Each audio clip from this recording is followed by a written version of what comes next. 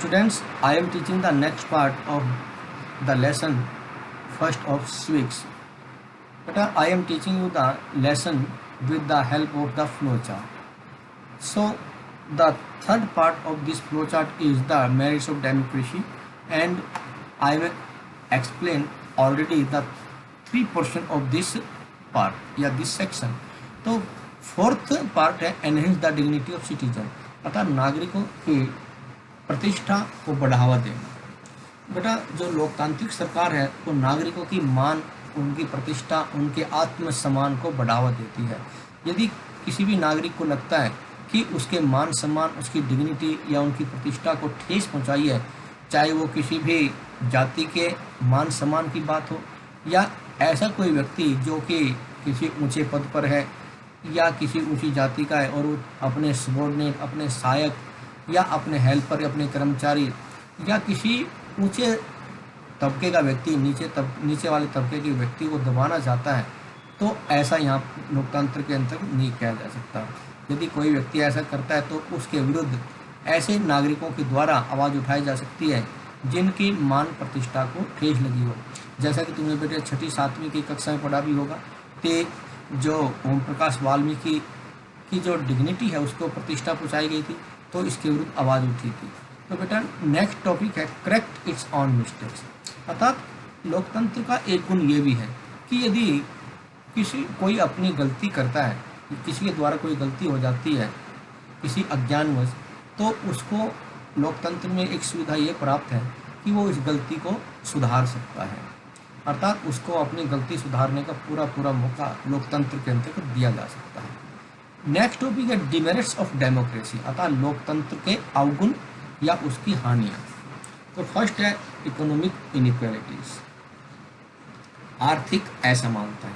तुमने बेटा देखा होगा कि जो हमारे देश में बहुत से ऐसे व्यक्ति हैं जो कि बहुत गरीब हैं। अभी कोरोना वायरस कोविड-19 चल रहा है, तुमने देखा होगा कि लाखों जो मजदूर हैं वो अपने घर जाने की तैयारी में लगे थे, तुमने टीवी पर देखा होगा। तो बेटा ऐसे बहुत बड़ी आबादी है हमारे देश की जो कि आर्थिक दृष्टि से पिछड़ी हुई है, और ऐसे बहुत कम लोग हैं जो कि आर्थिक दृष्टि से बहुत अधिक संपन्न हैं, अर्थात बहुत से लोगों के हाथ में तो बहुत अधिक पैसा है और बहुत से ऐसे लोग हैं जिनके पास इस प्रकार का पैसा नहीं आता। अर्थव्यवस्था की दृष्टि से वो बहुत ही पिछड़े हुए, बहुत गरीब लोग हैं। इसी लोकतंत्र का एक ये अवगुण है कि हमारे यहाँ पर जो आर्थिक समानता है वो बहुत अधिक विभिन्न है, अर्थात बहुत अधिक असमानता पाई जाती है। नेक्स्ट है सोशल इनइक्वालिटी, सामाजिक असमानताएं। यहाँ पर अभी भी ऐसी इनइक्वालिटीज या ऐसी असमानताएं पाई जाती हैं जो कि हमारे समाज में अभी भी देखने को मिलती है, जैसे कि ऊंचे तबके या ऊंचे वर्ग के लोग अपने से नीचे वर्ग के लोगों को दबाने की कोशिश करते हैं, उनके साथ असमानता के व्यवहार करते हैं।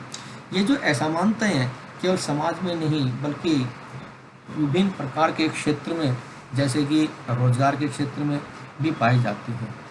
तो हमारे ये जो असमानताएं रीति रिवाजों के रूप में हो सकती हैं, धार्मिक असमानताएं भी हो सकती हैं। नेक्स्ट है money and muscle power in election, अर्थात जो चुनाव है इसमें कई बार जो उम्मीदवार हैं अपने पैसे का या शारीरिक बल का प्रयोग करते हैं, और जिनके आधार पर कई बार वो अनुचित तरीके से या ऐसा उम्मीदवार चयन करके आ जाता है जो कि योग्यता नहीं रखता हो, परंतु क्योंकि उसके पास बहुत अधिक पैसा, वो इस पैसे के प्रयोग के आधार पर या अपने लोगों की शक्ति के आधार पर इस प्रकार के चुनाव को जीत लेता है, जो कि हमारे लोकतंत्र की दृष्टि से अनुचित है। नेक्स्ट करप्शन, हमारे लोकतंत्र में एक अवगुण ये भी है, एक हानि ये भी है कि यहाँ पर भ्रष्टाचार बहुत अधिक है, जैसा कि तुम टीवी पर देखते रहते हो। ये जो करप्शन है विभिन्न क्षेत्रों में पाया जाता है, जैसे कि आर्थिक क्षेत्र या सामाजिक क्षेत्र। आर्थिक क्षेत्र बेटा जैसे रोजगार में पाए जाने वाला, या कोई व्यक्ति रिश्वत के आधार पर करप्शन करता है, कोई लोगों को अपने अधीन रख करके करप्शन करता है इत्यादि। डिले इन द डिसीजन, अर्थात निर्णय लेने में देरी। बेटा ये जो हमारे लोकतंत्र की जो कमी या हानि या अवगुण है ये बहुत अधिक फैला हुआ है, अर्थात जो निर्णय लेने में देरी है ये कई प्रकार से हो जाती है।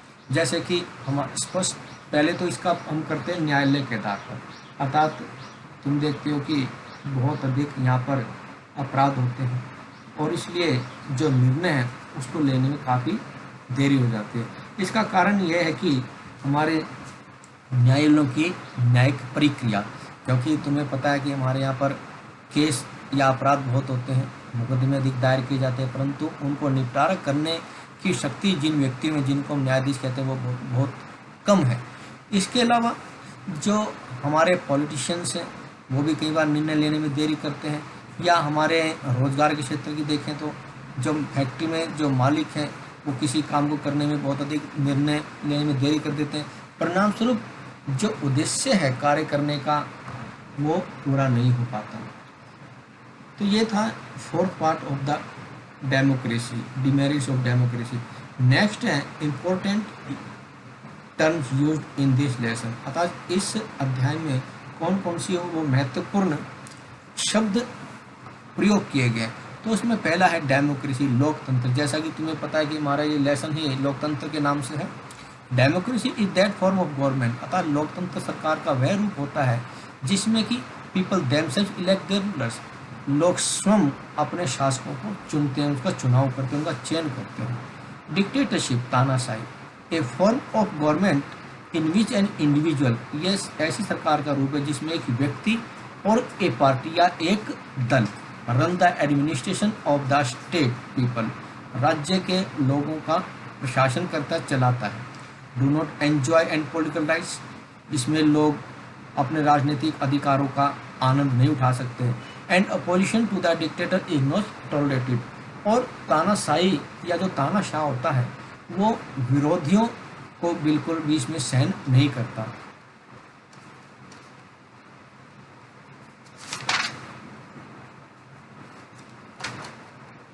नेक्स्ट बेटा third term universal adult franchise, सार्वभौमिक वयस्क मताधिकार, a system of election in which every adult citizen enjoy the right to vote in the election of representation.